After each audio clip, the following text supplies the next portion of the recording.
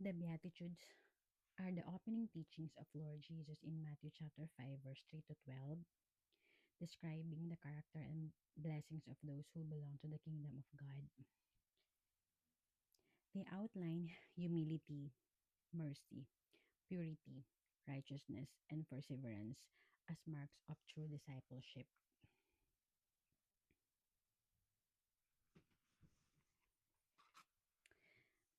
The Beatitudes of the Lord Jesus. Lord Jesus saw the crowds and went up a hill where he sat down. His disciples gathered around him, and he began to teach them the Beatitudes, or the true happiness. In verse 3, happy are those who know they are spiritually poor. The kingdom of heaven belongs to them. In chapter 4, happy are those who mourn. God will comfort them.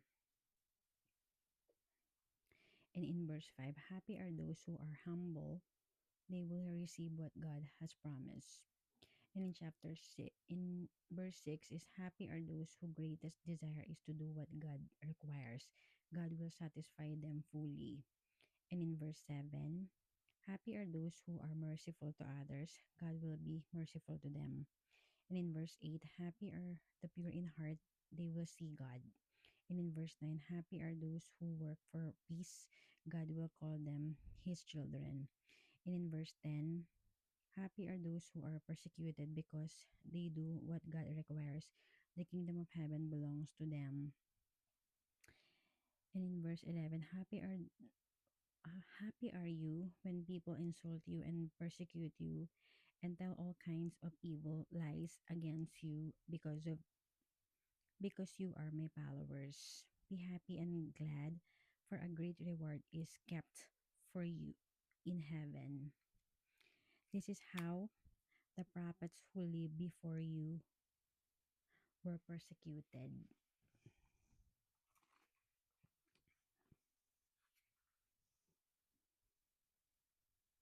Number one, blessed are the poor in spirit, for theirs is the kingdom of heaven. The meaning is spiritual humility, recognizing our need for God, not financial poverty, but dependence on God rather than self. The application is daily prayer, surrender, and trust in God's guidance.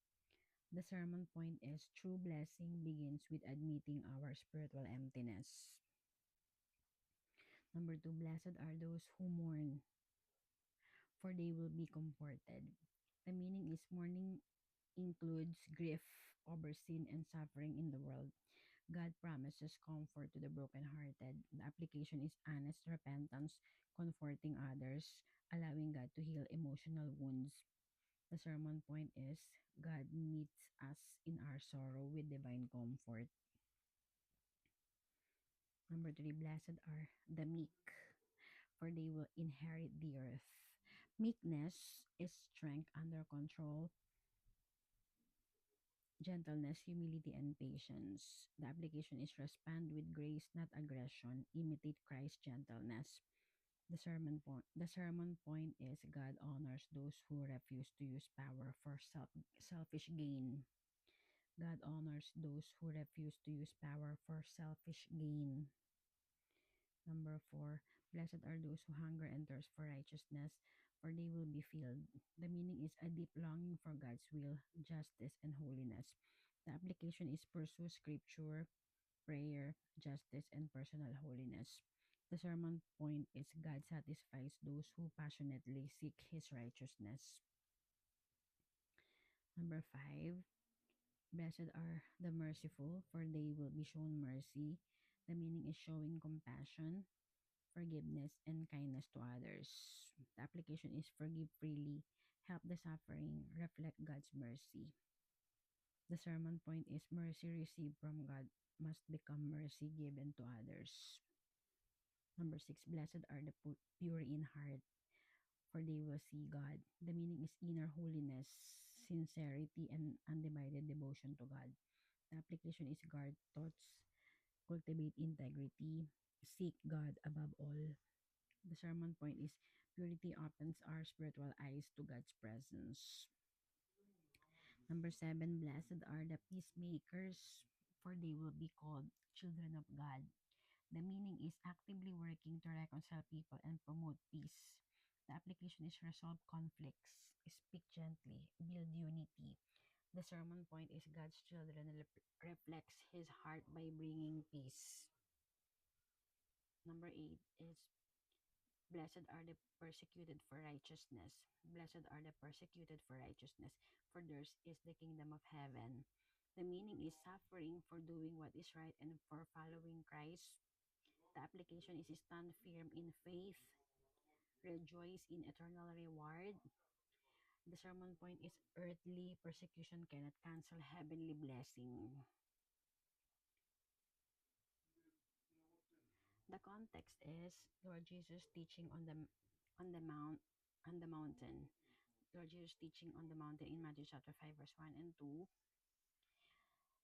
Number 2, purpose is describe the character of kingdom citizens. In Matthew chapter 5 verse 1 and 2 is Lord Jesus saw the crowds and went up a hill where he sat down. His disciples gathered around him and began to teach them the Beatitudes.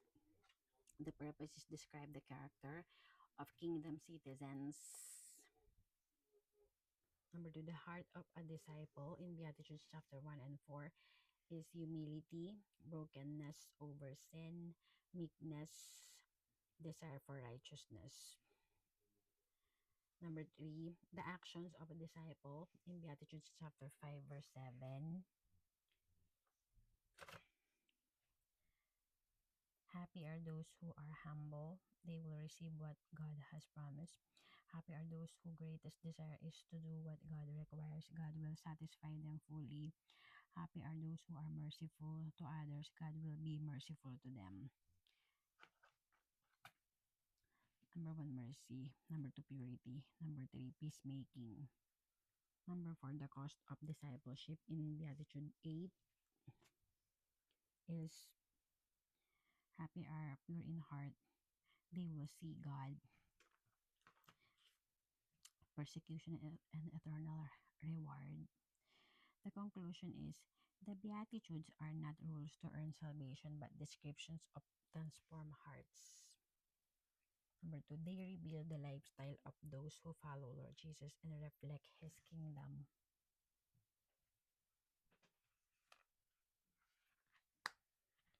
The Beatitudes are the opening teachings of Lord Jesus in the Sermon on the Mount in Matthew chapter 5 verse 3 to 12. They describe the qualities and conditions of people who Lord Jesus calls blessed, not because of worldly success, but because they live in alignment with God's kingdom. Blessed are the poor in spirit, for there is the kingdom of heaven. Humility and dependence on God. Blessed are those who mourn, for they will be comforted. God's compassion for the grieving. Blessed are the meek, for they will inherit the earth. Gentleness, strength under control. Blessed are those who hunger and thirst for righteousness, for they will be filled. Deep desire for God's justice and goodness. Blessed are the merciful, for they will be shown mercy, compassion, and forgiveness.